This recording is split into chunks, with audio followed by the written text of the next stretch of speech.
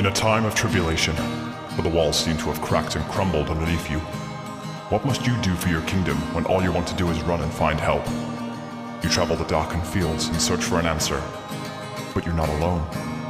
You find another castle crumbling and another ruler seeking for help.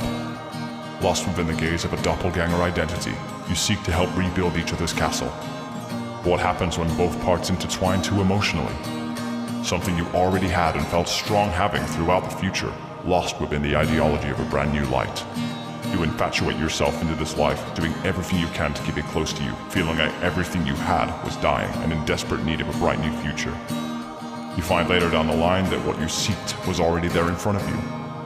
But because of your infatuation with making somebody else's castle yours as well, you crumble the foundations of everything around you. Your henchmen, unsure of what to do, scatter across the field, becoming nothing more than a pack of wild boar, not sure what their prey is. Your counselors, giving you the very thing you needed to stay strong, but at the end of the day, did you really want to be proven wrong again? Your ideology of making things right set you on an egocentric adventure to try and rectify this yourself. But when you know your light has been jaded, do you really know where the right way is deep down? You meet at a crossing point, where everyone around you is trying to fix things about their ruler, creating a new empire for themselves, but can only find so much wrong with it when they realize they were the very thing that kept the castle going. They run in aid in a desperate persistence to get you back to your kingdom to rule again.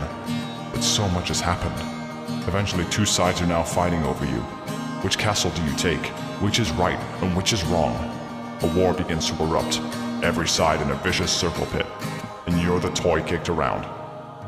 Suddenly, you flee. You run to the farthest ends of the world to seek your own choices. Believing you had finally escaped, you found a magical lake. A spirit emerges. But it isn't scary, because that spirit is you. Trying to talk to yourself, trying to find the things that went wrong, the things that went right. Oh, how you yearn for your life to be back the way it used to be, where your kingdom stood tall, and in the event of your bricks crumbling, acting upon this as quickly as possible, instead of running for an unpursuable dream. The realization, the epiphany, the very things around you already building back the past for themselves. You are given the most powerful sword you've ever seen. A magical weapon that when pushed into the ground and into the belly of the beast, turns everything back to the way it was. Your kingdoms are stronger again, but everything that you ever learned about the future stays with you. What does this mean to you, fellow traveler? It means don't take anything that fills you with peace for granted. If a dark shadow is emerging over this once peaceful land, cast it away with everything you've got. Try to fix it instead of destroy it. Don't let yourself get caught up in somebody else's life when you have your very own to live. When greeted to a new life when your own was very fine, learn to negate it and stay true and loyal to your journey. No matter what shadow comes over you, and no matter what peace you find, never go through life regretting a single thing. Your book is your own, and if written the right way, can be the very thing that makes you interesting to read. Every warrior has their scars,